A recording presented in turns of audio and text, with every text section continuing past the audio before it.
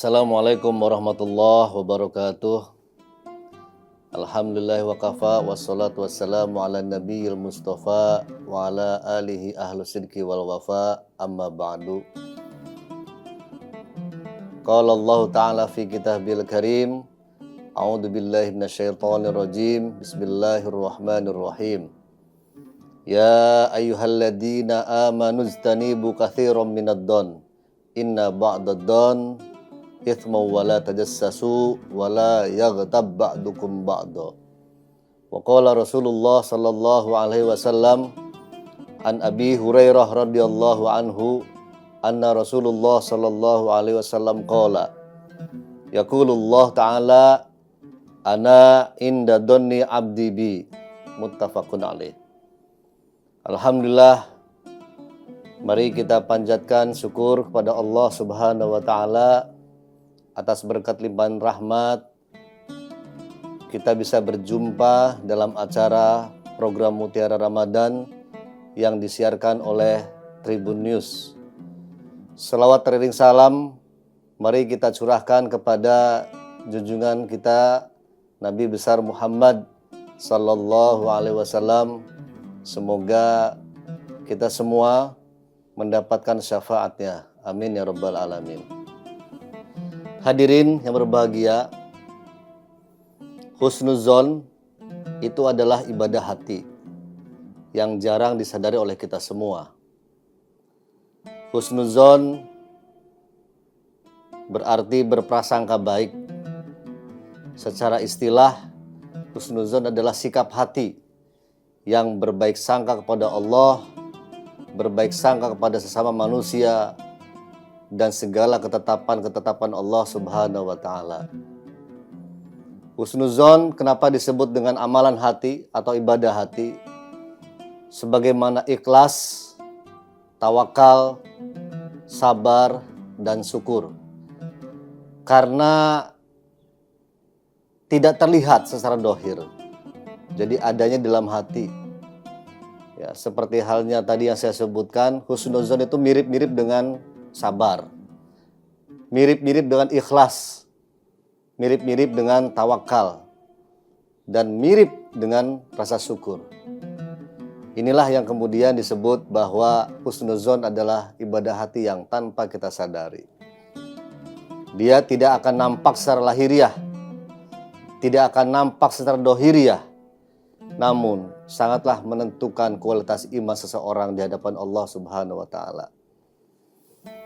Seperti apa yang saya sampaikan, saya sebutkan dalam pembukaan tadi bahwa husnuzon ini sudah dinaskan, sudah tertulis dalam nas Al-Quran pada Quran surat Al-Hujurat ayat 12.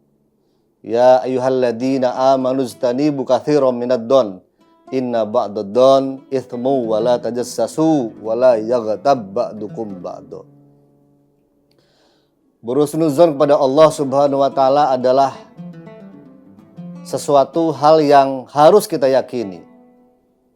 Segala ketetapannya mengandung hikmah, mengandung kasih sayang, mengandung kebaikan. Maka apa yang kita sangkakan pada Allah haruslah berprasangka yang baik. Tidak boleh berprasangka buruk, apalagi pada Allah Subhanahu wa taala. Ketetapan Allah yang ditetapkan oleh Allah kepada kita itu adalah ketetapan yang baik. Menurut kita mungkin ketetapan buruk menurut kita secara manusiawi, tapi tidak menurut Allah. Apapun yang ditetapkan oleh Allah itu adalah baik. Ya, tidak sedikit pun Allah menetapkan sesuatu hal yang buruk. Oleh karenanya dari ayat tersebut sebagai landasan kuat orang yang beriman, orang muslim harus menjaga hati kita, menjaga dari pikiran-pikiran negatif. Kita harus optimis memandang kehidupan kita. Ya, apalagi jika misalnya ada orang yang menggosipi gitu, ya, harus tabayun dulu. Ada perkataan-perkataan orang lain yang sekiranya belum tentu benar, maka harus tabayun. Harus dilihat. Dan kita harus memandang baik, tidak boleh memandang buruk. Jadi husnuzon ini lawan katanya adalah suuzon. Husnuzon itu berprasangka baik, suuzon itu berprasangka buruk. Dan ini tidak boleh kita bersuuzon kepada sesama manusia, apalagi suuzon kepada Allah. Tidak boleh berprasangka buruk kepada manusia. Tidak boleh berprasangka buruk kepada Allah dan ketetapan-ketetapan yang Allah sudah tentukan. Dalam hadis Rasulullah sallallahu alaihi wasallam, ini hadis qudsi. Hadis qudsi itu hadis yang dari Allah sumbernya, yang diriwayatkan oleh Abi Hurairah radhiyallahu an. Kata Rasulullah, dan Allah berfirman, ana inda dhanni abdi bi. Aku sesuai dengan prasangka hambaku kepadaku. Hadis ini menegaskan bahwa prasangka seorang hamba kepada Allah sangat menentukan bagaimana Allah memperlakukannya. Oleh karenanya, berprasangka baik itu adalah perintah, ya, perintah. Iztanibu katsiran minad-don. Iztanibu ini adalah fi'lun nahi. Jadi ada perintah sebagai fi'il amar, ada juga perintah sebagai fi'il nahi. Artinya apa? Perintah untuk tidak melakukan. Perintah untuk dilarang melakukan sesuatu hal karena fi'il nahi bukan fi'il amar. Kemudian Rasulullah sallallahu alaihi wasallam bersabda juga dalam hadis yang diriwayatkan oleh Imam Bukhari dan Muslim, iyyakum wad-dhanna fa inna dhanna akdabul hadis. Jauhilah prasangka, karena prasangka itu adalah sedusta-dusta perkataan. Ini juga larangan yang disampaikan, yang disabdakan oleh Rasulullah sallallahu alaihi wasallam, bahwa kita harus menjauhi prasangka, praduga yang kita tidak tahu kebenarannya. Hadis ini sangatlah penting untuk direnungkan dan dipahami, karena penyakit hati berupa prasangka buruk merupakan maksiat yang samar. Yang samar itu yang tidak kelihatan dohirnya, yang tidak kelihatan secara lahiriah, tapi ada dalam hati manusia, dan ini adalah penyakit hati. Dan terkadang diremehkan oleh manusia itu sendiri. Padahal Rasulullah Shallallahu Alaihi Wasallam menyamakan prasangka buruk yang hanya berupa pikiran dan belum diucapkan dengan ucapan itu, bahkan disamakan dengan perkataan yang paling dusta. Ya, ini baru prasangka, belum terucap dari lisan kita, masih menyangka terhadap seseorang, terhadap manusia. Kata Rasul, apa yang disangkakan dalam hati kita dan belum diucapkan dari lisan kita, ini adalah disamakan dengan perkataan yang paling dusta.